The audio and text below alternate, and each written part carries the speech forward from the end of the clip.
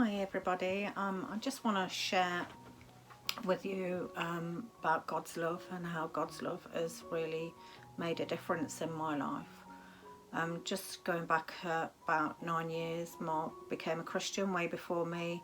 I was not at all happy with that. He was going to church every week, and then on a Wednesday he was having this home group that I didn't realise was a home group at the time, so I was unsure on where he was then, but then I knew that it was this home group that he was going to and studying the Bible. I thought it was absolutely off his head. I thought he was just being brainwashed.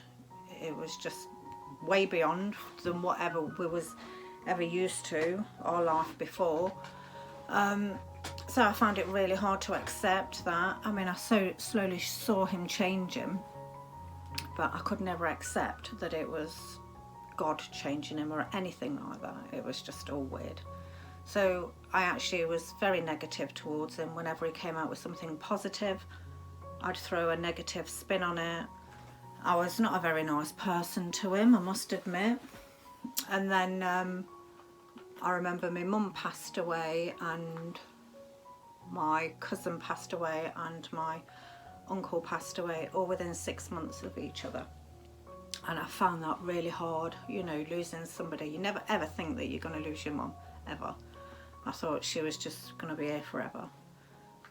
But sadly she passed away, and I was really not very nice to Mark during that time, because I was saying, well, if there's God, you know, he wouldn't have took my mum and my cousin and my mum's brother and, you know, all this usual things that we'd say. So I started drinking quite a lot, really. I was not dependent, like drinking in the day. It was as soon as the girls went to bed, I'd have a bottle of wine just to numb everything out.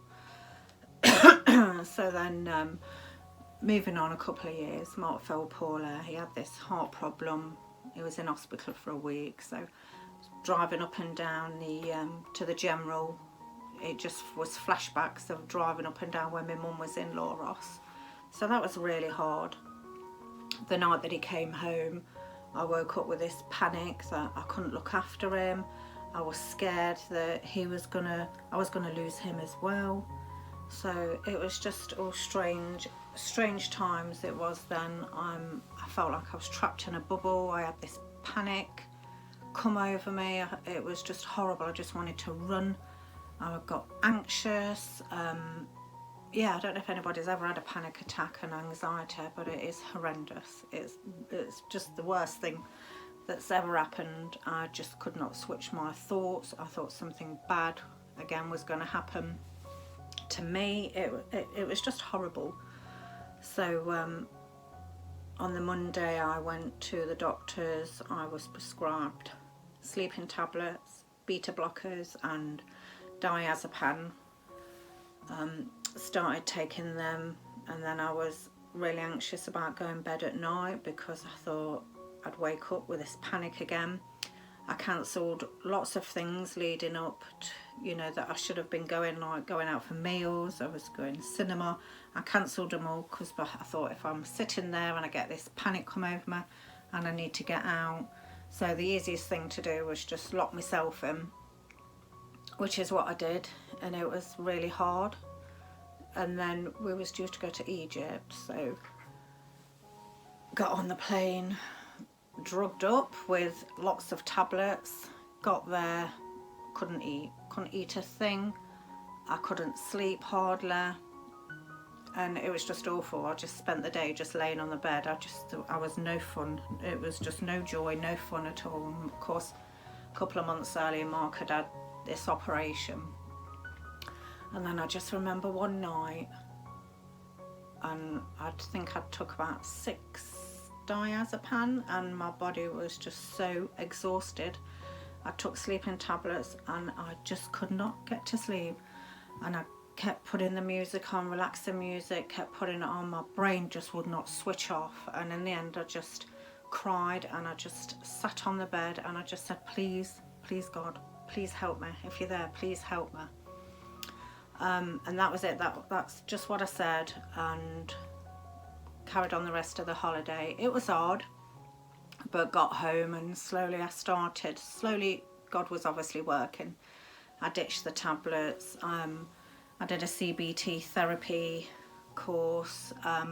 Just lots of things that I was just changing my mind, set on things, and realised nothing bad was going to happen, and it was just all fear. And I realise now that it was actually the enemy that had took over. My mum had died, and the enemy was just eating away at man, just feeding lots of negativeness to man. It was just awful.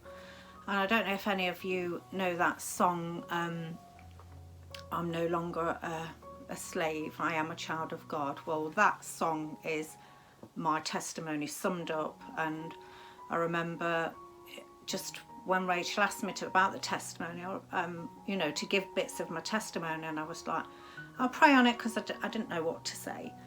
And I woke up at 4 o'clock in the morning, and that song came in my head, and I played the song, and as I was playing the song I could see a picture of me as a little girl, and just Jesus walking, holding my hand, and I'm just walking down as the song's playing. It was just amazing, really, because I've never had a father in my life. My dad left when I was little, so Jesus's love for me was the father as well that I'd never had.